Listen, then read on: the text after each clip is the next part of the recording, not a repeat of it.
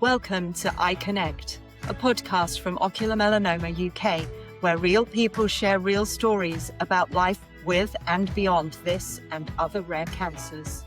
Ocular Melanoma UK knows just how powerful it can be to hear from others who truly understand the journey. From laughter to loss, science to support, each episode connects voices from across the ocular melanoma community. iConnect, bringing together people and stories. Today on iConnect, we're joined by Mr Joanne Neo, consultant ophthalmic surgeon in London and specialising in cornea, cataract and refractive surgery.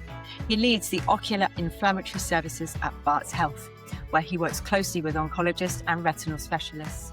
Our guest is a cornea consultant who usually spends their days dealing with dry eyes, contact lens chaos, and people who definitely did not blink during their last screen time marathon. In other words, ocular melanoma isn't technically their territory, but that's exactly why we've asked him to join us. We're here to demystify what eye cancer is, what it isn't, what Google can misdiagnose, and why peering into your friend's eye with an iPhone torch is not the way to maintain eye health. So grab your favourite pair of sunglasses and settle in, because we're about to talk serious science with light-hearted energy. Good evening, Johnson. It's the first time I've done a recording in the evening, but I know you've had a busy day, so thank you. Yeah, thank you, Joanne, for having me at your podcast. It has been quite a busy day, actually. I was rushing home from a whole day of operating, doing corneal transplants. But thank you so much for having me. It's such a pleasure being here and being able to be on your podcast. Oh, honestly, I'm really, really grateful. I mean, we met under the weirdest of circumstances. It's probably only 2 weeks ago now. We have, haven't we? Yeah, I know. I'm looking around for the name of my new podcast, or our Ocular Melanoma's new podcast, iConnect. I thought, has great, I've come up with that one. I had a look. No one else had used it. Then all of a sudden, when I upload it to Spotify, up you pop. So yes, you've done this like educational series called iConnect, which honestly, it's not particularly conversational. You need to be so specialized. But thank you very much for letting me have your name. I'm very grateful. No, absolutely. It's my pleasure. And when I learned about what your podcast is all about, I was like, please take the name, anything that would help promote the podcast, because I think it's just wonderful what you are creating here. No, thank you. And then you came and spoke at our conference remotely again, but it was, absolute pleasure. So we have connected, our eyes have connected us. So obviously the name works, but that's why we've got it. Anyway, enough about that. Back to this evening. You are a corneal specialist. You said you've been doing corneal transplants all day. Yes. Ocular melanoma, I think as you put it, is technically not your circus. They're not your monkeys. So Indeed. Tell me how you came about becoming the specialist in the field that you are now in. Yeah. So as you have very kindly introduced me my background, I am a cornea consultant. And what I do is often looking after the front of the eye. So things like cornea issues, dry eye disease, contact lens related problems. But one thing that I do is that I also lead the ocular inflammatory clinic that exists at Barts Health NHS Trust. And for those listeners who are not familiar with Barts Health, it's a center of excellence for cancer. So we deal with all sorts of cancer patients.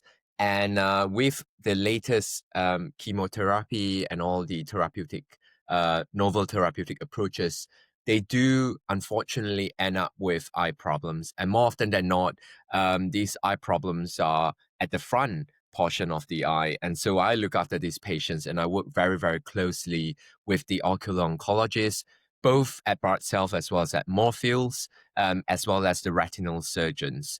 So I took a particular interest in eye cancer, and ocular melanoma being one of them. And if you ask me why I chose to be a cornea surgeon, I guess, my whole career is a little bit a testimony to mentorship. I think, Wow.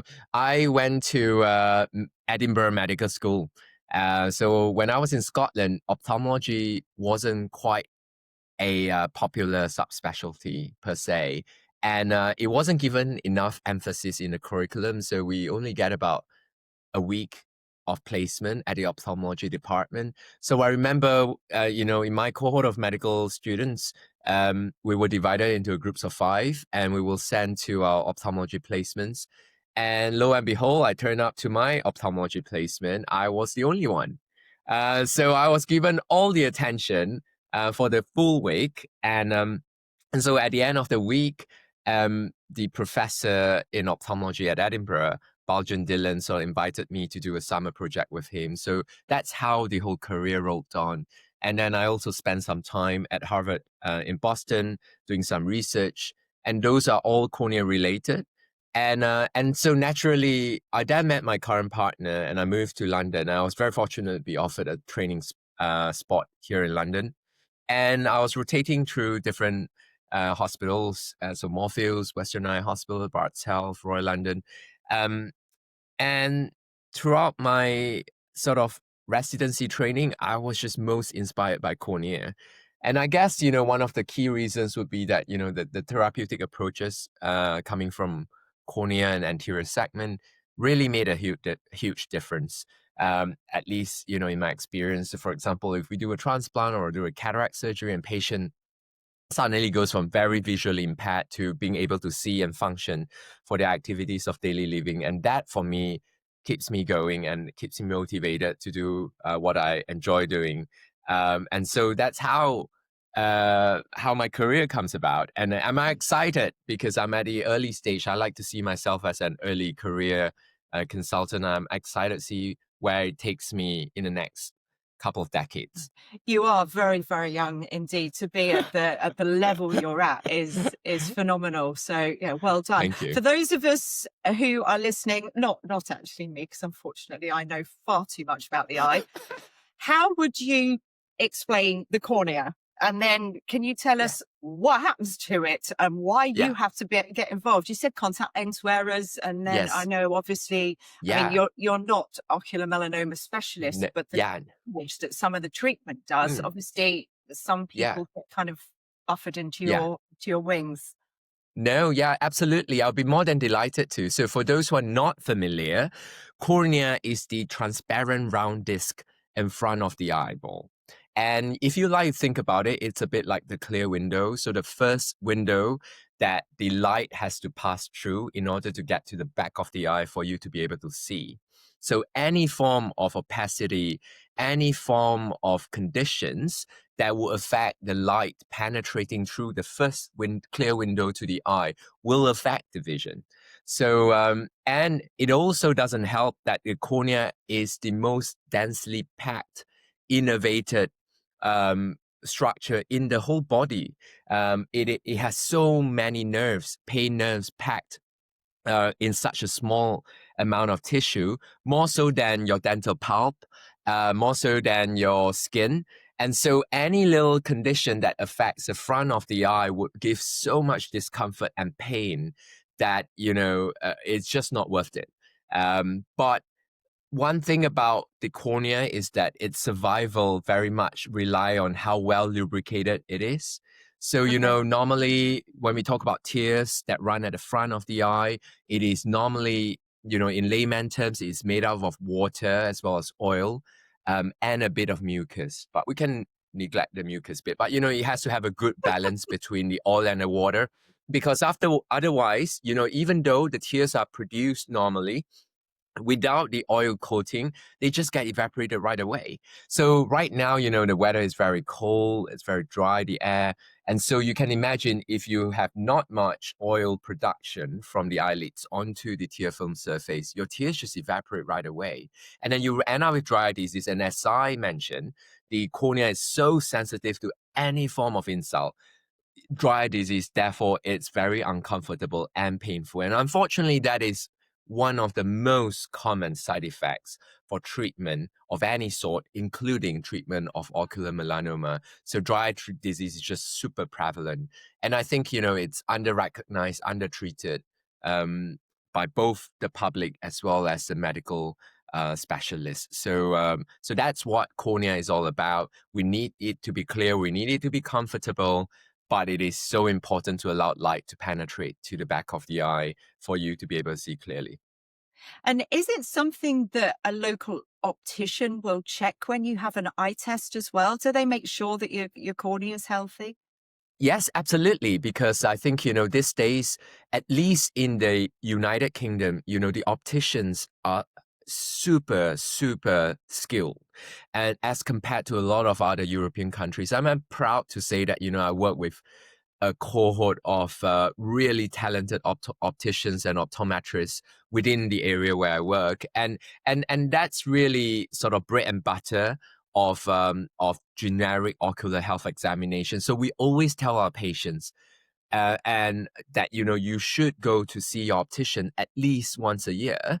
Not so much because they need to update your glasses. Yes, that's one of the components, but to just get an MOT of the eye, making sure that at least the cornea is clear, at least you don't have some profound dry eyes, and you don't have something so stonkingly abnormal. The pressure is good, and some really good optoms will pick up their lens and have a look behind the eye, and that's sometimes some of the most serious pathologies were being picked up.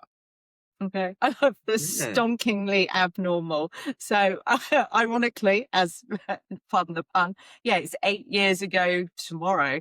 Not sure when this will go out, but the 27th of November in Oh, 2017, I met a colleague of yours, Ria Zazaria, and yeah. we were just looking for, we certainly weren't looking for something stonkingly abnormal. And yeah, the day after, I was shipped off to Moorfields to meet Professor Sagu, and yeah, Yeah. confirmation of that's Oh. cancer was yeah, 8 years ago.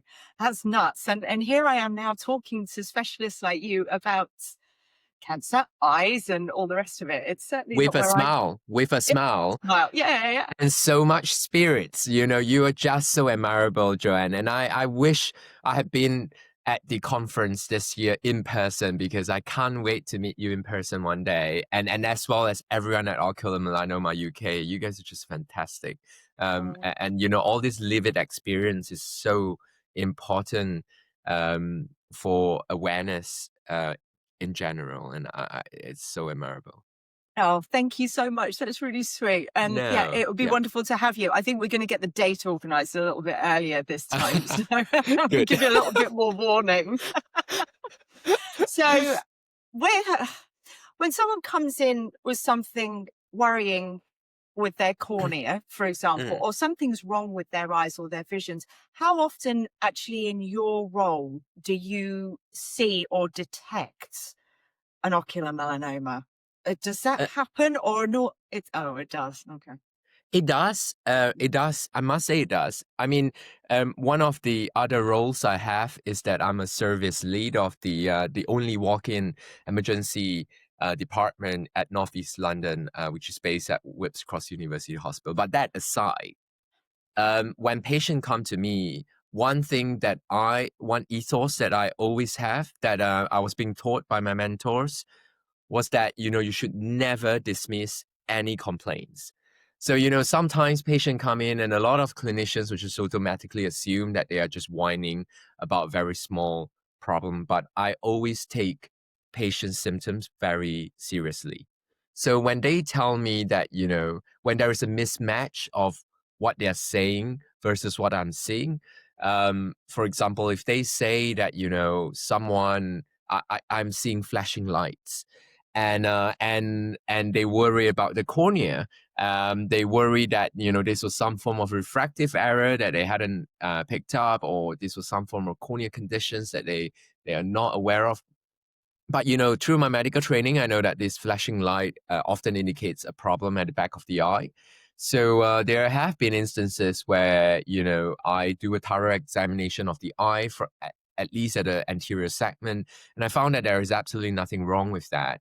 And so I always make it a point to dilate their pupils and have a look behind the eye. And there have been a couple of instances where I have detected some pigmented lesions behind the eye, and I've referred them on promptly to a center of excellence for ocular melanoma, like such as Morpheus. And unfortunately, some of them that turned out to be cancerous. So, I guess it is common, it is common that patients come to me with problems that may or may not be cornea related, but one thing that I would like every clinician to take on would be the ethos that I've been passed on to, which is never to dismiss any symptoms and really be thorough, because it is better be safe than sorry. And one good thing about examining the back of the eye is that you don't have to do it every week or every day, and for example, like things like ocular melanoma, they take time to form. So so long they get regular checked up, it's something that once you've done it, it really saves a lot of more effort down the stream should you not have done it at the first place. So I think that's something that I've learned through years of experience. But speaking of ocular melanoma, some people have their eyes removed. Yeah, Now, the surface, the false surface, not the prosthetic yeah, eye, but the yeah, the surface that they put yeah. in. Mm, Does your work involve like making sure that the inside of the eyelid is mm, still healthy as well? Is that part of mm. your role in life? Uh, I must say that that's more the ocular plastics, the remit of the ocular plastic surgeon, Okay. because they are more involved in first of all, in sometimes when we talk about removing of the eyeball, yes, in the instance of cancer, it often is a complete enucleation, but what we leave behind is the soft tissue around the eyeball, sometimes with the muscles, and so we know that this creates a shrinkage of the volume of the globe as a whole, and the eyelid sometimes therefore you need a prosthetic to create the same amount of volume, because you want the globe, whatever is left behind or whatever tissue that's left behind, to be closely proximated to the eyelids, because otherwise your tears are producing normally, but they can't get to the surface of whatever. That was So my next question. Can you yeah, still cry if you've had your eye you out? can. Okay. Absolutely. But these patients often also end up with ocular surface. So even though it's not the eyeball per se, but they also end up with surface issues purely because of the shrinkage of the volume. So these are the patients that need to, I mean, we're going to a bit technical details, but they need to lubricate the eye Okay. quite religiously. So I'd say, and sometimes even lubricating eye drops isn't touching it. You gotta need to use some thicker ointments and stuff. And so I do look after these patients. But in general, the more lubricated the surface of the globe, the more comfortable whatever cosmetic shell or prosthetics will sit on, and the more comfortable the patient will get.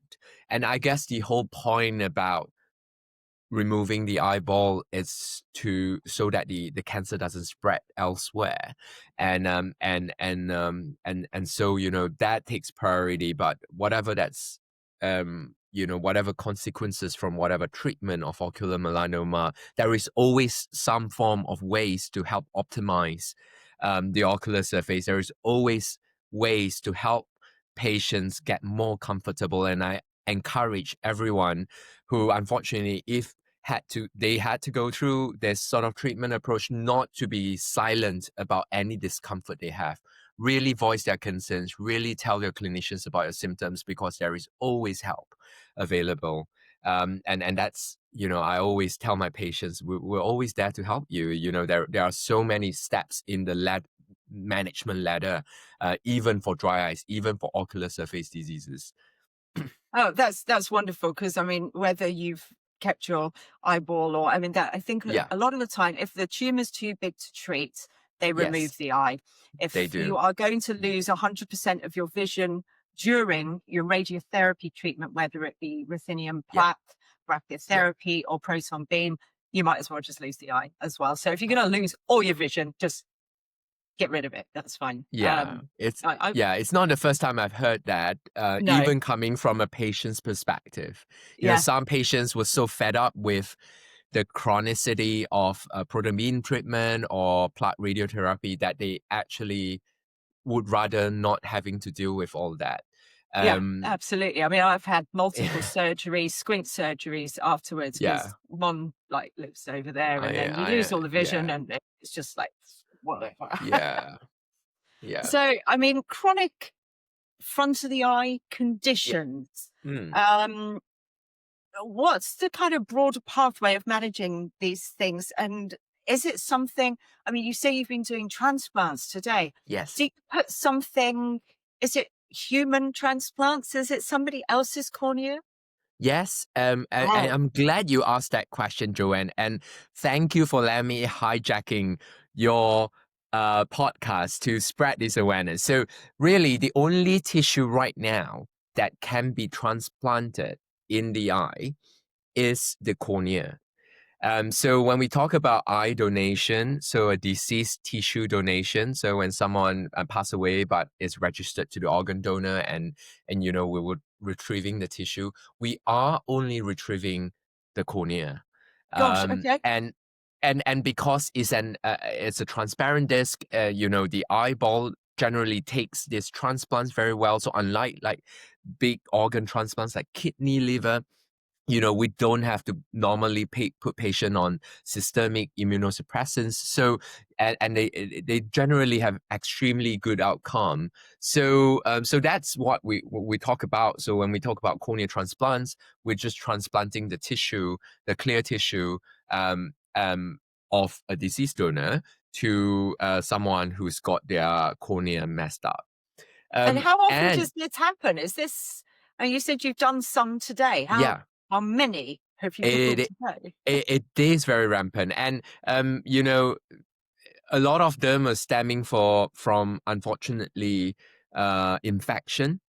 I say by and large the most common indication would be that of cornea scarring of various sorts. So and the most common way of the cornea getting scarred up is from contact lens wear and poor contact lens practice. So, meaning they wear them to sleep, shower, or swim in lakes or the sea in their contact lenses, and therefore, every time I see someone with a contact lens infection, um, I remember this phrase that every encounter counts. So I don't care if they've been counseled this multiple times by their optician or optometrist. I always sort of reiterate the contact lens care advice.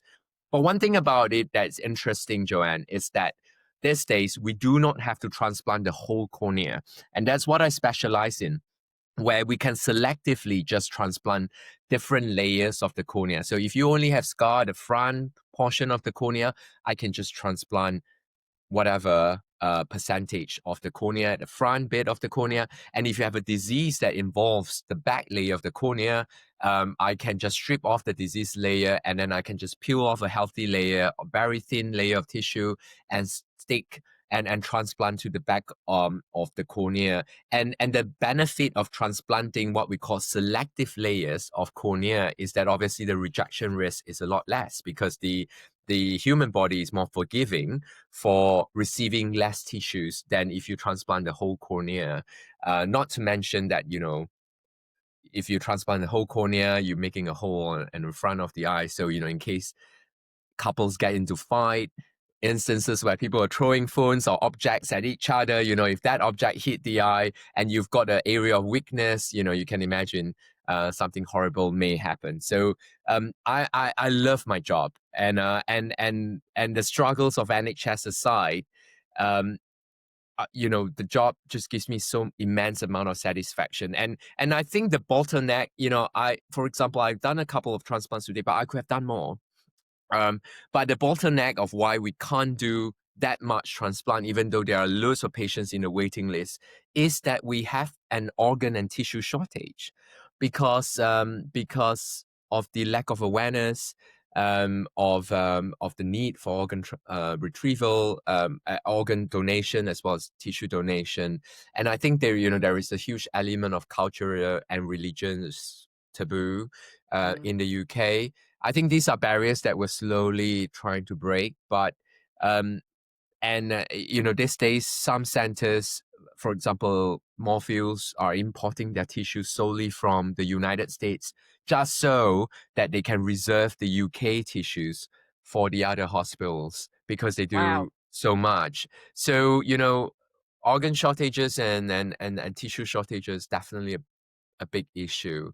But I mean, but speaking of organ mm, shortages and tissue shortages, I know one of my other guests, we yeah, talked about being on the blood donor register, the stem cell register. Now, as a correct. cancer patient, Yes, I can't be you on are any not register. eligible. I'm not eligible to give any of my bits or pieces. I can give it Correct. to science. They can have a really good look Correct. and try and work out what went wrong.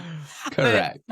yeah, no, none of it's usable for You are anybody absolutely else. right. And that's why, this message needs to get to people who are healthy, Mm. and that, that you can all make a difference. It's not just cancer survivors, it's not just clinicians, even healthy individuals, the public can really make a huge difference to the health and care landscape by engaging with these campaigns, donating what you can.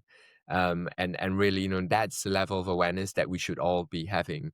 Yeah, I'm glad you raised that point, Yeah, Joanne. no, it's really interesting to know. I mean, we're just talking about a very, very small piece of the body, but surely, I mean, if you're an organ donor, generally, I would imagine you donate all your organs to Correct. medicine. So if you're short of bits Yeah. and pieces, then everybody else who's dealing with other parts of the body, they must be short as well. Oh, it's really interesting. I didn't know that at all. It is. So, um, yeah. Oh, wow. Things you learned. Yeah. So your perspective of treatment of ocular melanoma, not as Mm, an ocular melanoma mm. oncologist yourself, but the pathway of proton beam or brachytherapy. I mean, do you know the damage it does to other parts of the eyes as well? Well, I must say, I'm a quite a when I think about damages or of treatment, I'm quite a simplistic person. I sort of go from the very front of the eye to the very back of the eye. So, specifically, as you mentioned, radiotherapy and plaque brachytherapy are right now in the mainstream management still within the landscape of healthcare for treatment of ocular melanoma. So even within the eyelids, it causes a lot. So from the very front of the eye, it causes scarring to an inflammation that causes eyelid malposition. So we know that when that happens, It causes when what? Sorry. the eyelids to not be where they are. So we call Oh, that malpositions. And okay. that's because they are tethered to the scar tissue, or because inflammation at the inner aspect of the eyelids so much that they're just pulling onto it. So when your eyelids are not well aligned where they should be, during the day, you may not notice as much. The patients may not notice as much problem because they blink anyway, so that the tears get replenished. But it's when they sleep, and people do have to sleep. Human beings have to sleep. So when you sleep, you can't blink, and so the whole eye just gets dried up, and so and that exposes the surface to, first of all, erosions, then damages, and in very serious instances, it can be ulceration or even perforation. So you can imagine, as I mentioned earlier on, the cornea is densely innervated, so there is so much pain, and the last thing you want, it's a painful blind eye. I think pain is just one of the symptoms that it's cardinal to all patients, and everyone, no exception. Nobody likes that. So that, first of all, affects that. And then all these radiotherapy as well as brachytherapy also affects how the eye balances itself. So the eyeball doesn't like being inflamed, whereas this treatment really provokes inflammation. So, and inflammation is bad because within the eyeball, there are so many tissues that reacts to light.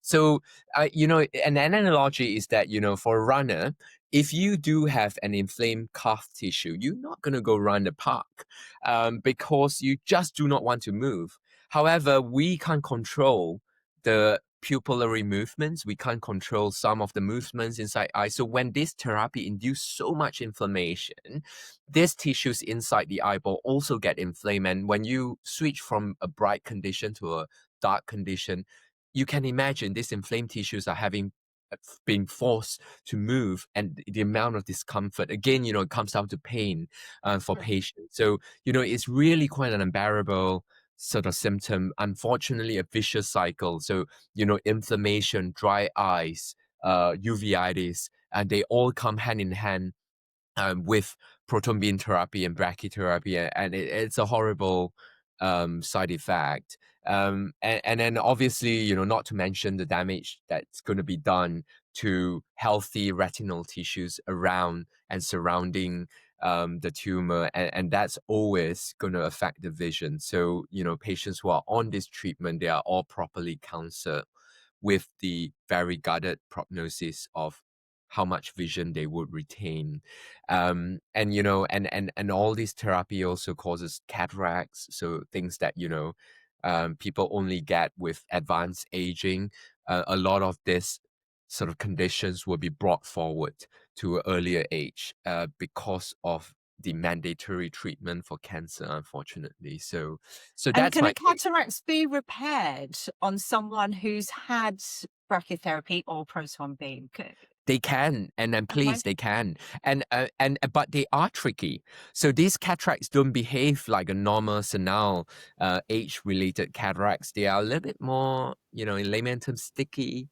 So they have to. I encourage, I get referred for those both in the NHS as well as privately a lot, and actually the patients will be delighted that once they have had their cataracts done, and this is a shout out to all cataract patients out there with or without cancer treatment. There is no point sitting on your cataract thinking that I will wait, because it's a bit like a once in a lifetime surgery. So once you have had your cataracts removed, they will never come back.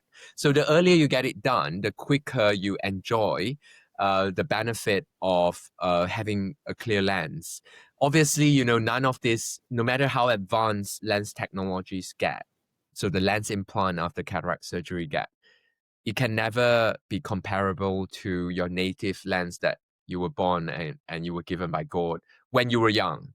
But as you get older, these lenses get cloudy, they don't function, they don't bend or they don't change its shape as they would when they were younger.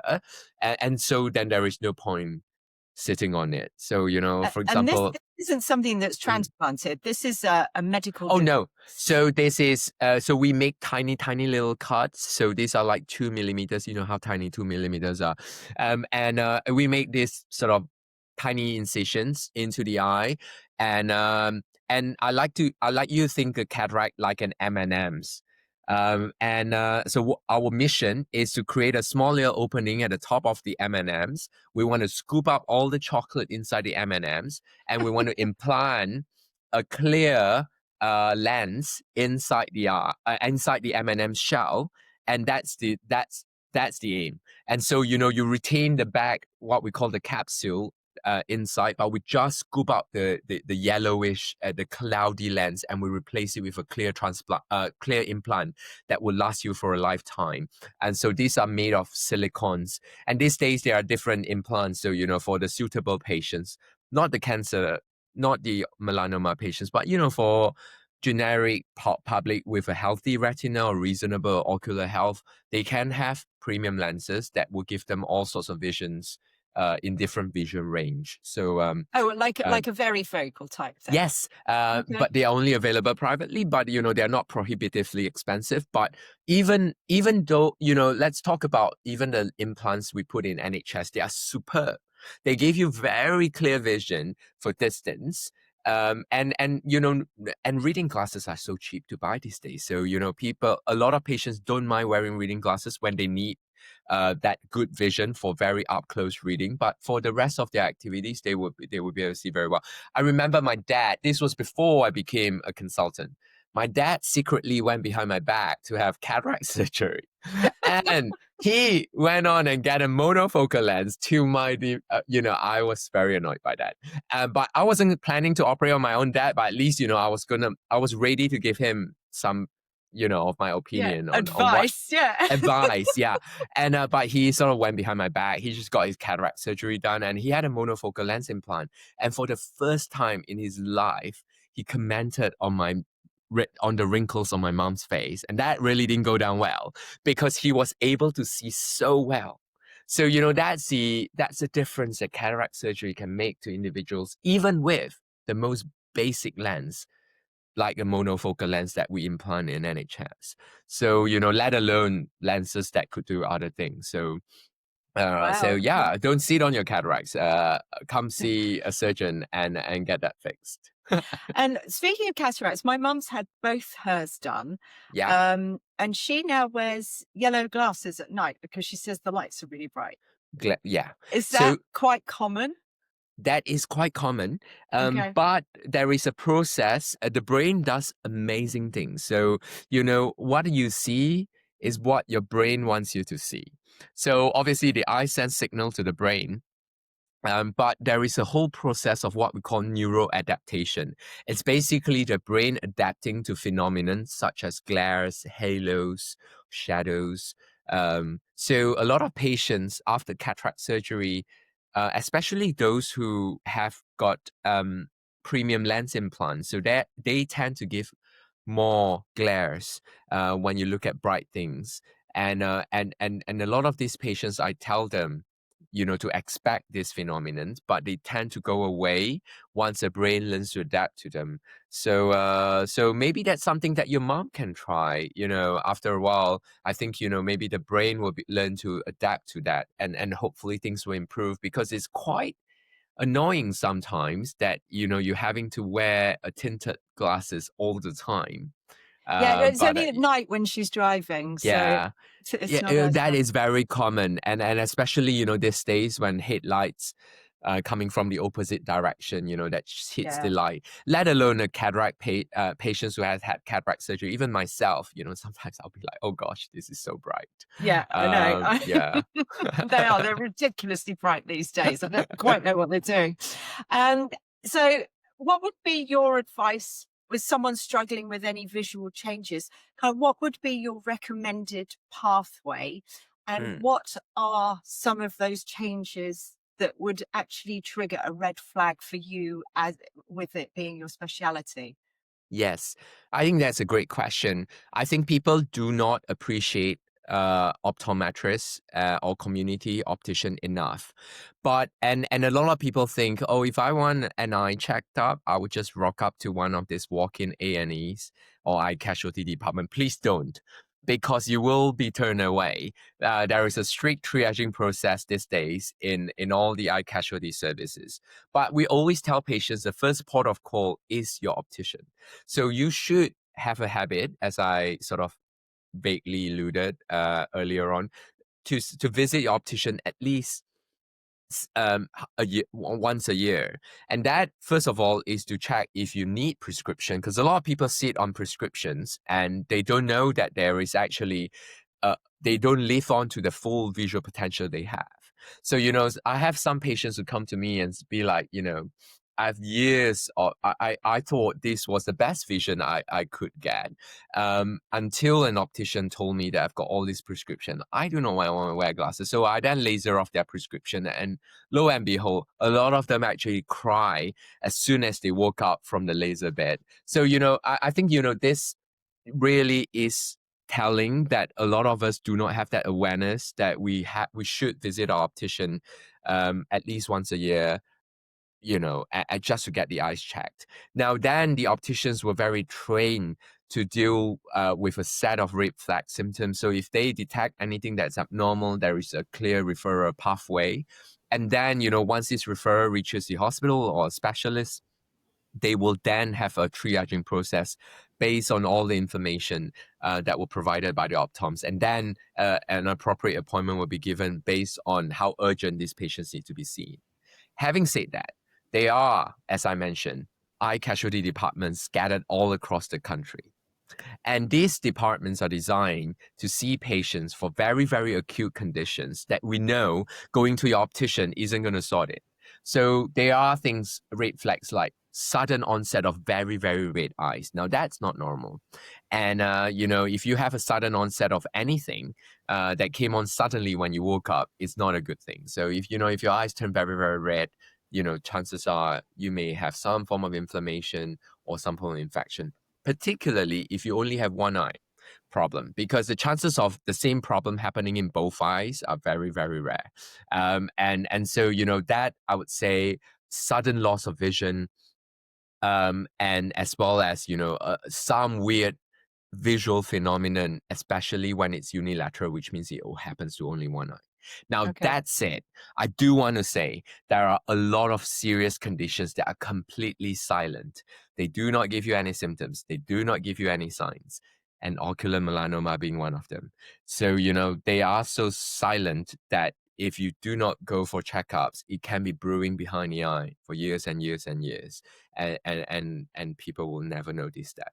And as well as conditions such as glaucoma. You don't get any pain, you don't have any symptoms with glaucoma, but once you have glaucoma, the damage is often it's permanent. So the nerve will never be able to recover its health, and then it's a process of trying to delay the degeneration of the health of the nerve that connects the eyeball to the brain. So there are silent conditions, and that's why it's so important to have these screenings with your primary care providers. And in the world of ophthalmology, in the world of eye health, the primary care provider isn't your GP, is the optician.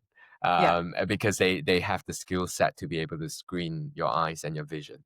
They've got a lot more stuff in there now than they used to have. I mean, it used to, if you were lucky, you got like a little puff in the eye.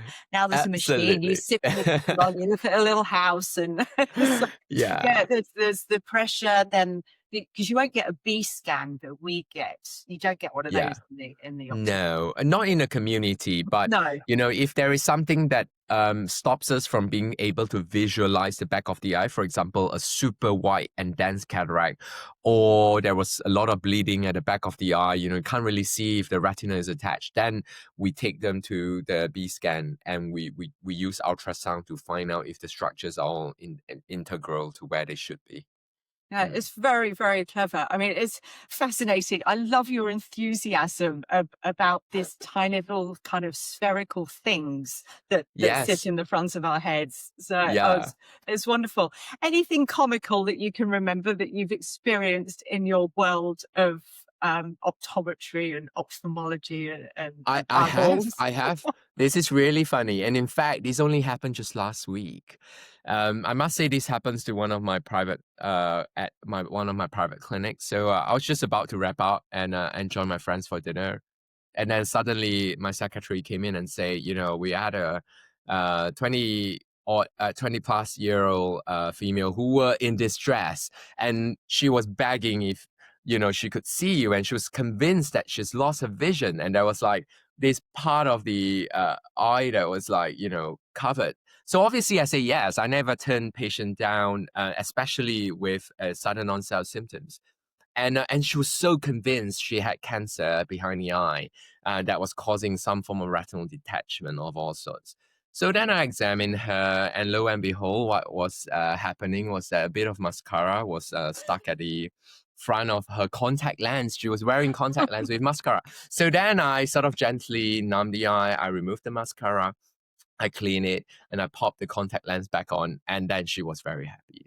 So I and that story is very funny because I try not to laugh because in front of my patient, I try and be professional, but I was biting my lips, and she wouldn't mind because she herself burst into laughter. But it just shows that the eye would have funny little, is so sensitive to funny little insults, be it outside the eye, at the front of the eye, or at the back of the eye, that it could give you symptoms that is so disproportionate to its severity. So what I would say to everyone is that, if you do have any suspicion that problems could happen, or have any visual symptoms, do get checked.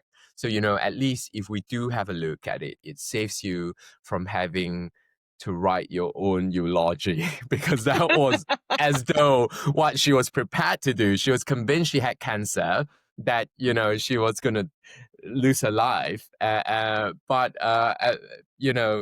we'll be more than happy. Myself, opticians, clinicians, we'll be more than happy to help and sort of to clean the mascara off your contact lenses. Correct. Yes. Yeah. I actually volunteered to do that because I find that hilarious, and I just need to walk away a little bit from my slit lamp. But yeah. Oh. Johnson, thank you so much. Is there anything else that you want to tell me? That, I mean, I'm not clinical, I'm not medical. No. I think, the conversation, time flies, Joanne. The conversation with you just flows so naturally. And, I'm glad I was able to share a small part of my clinical experience at your podcast. And I think, it's so important that we need to continue to have these conversations between clinicians and patients and the public. And I just want everyone to be aware that the eyes are the window to your soul. So you got to look after it. And for those who are able to see, you got to not take things for granted, because, any little insults may or may not have potential detrimental effects to your vision. But vice versa, if you do have an eye problem, or if you're a cancer survivor, or, you have some chronic or acute eye conditions, don't despair. Medicine and technology is so advanced these days. I always tell patients, there is always hope. And so, I think it works in both ways. And please, everyone, if you look after your eyes, it's just music to my ears. It'll make you happy. Yes, absolutely. It will. It certainly will. Johnson, thank you so much. It's been an absolute pleasure. And yes, I promise we'll get the dates to you earlier, and I will see you next year. Thank you so much, Joanne. Oh, well, Merry Christmas. Yes. I don't know when this will be played, but Merry Christmas to you and a very Happy New Year. Yes, and to you as well. Okay, you take care. Thank you. Thank you. If you or someone you know has been affected by the topics discussed in this episode, support and information are available. You can visit Ocular Melanoma UK at www.omuk.org for guidance, resources, to connect with our helpline and others who understand. Remember, no one should face ocular melanoma alone.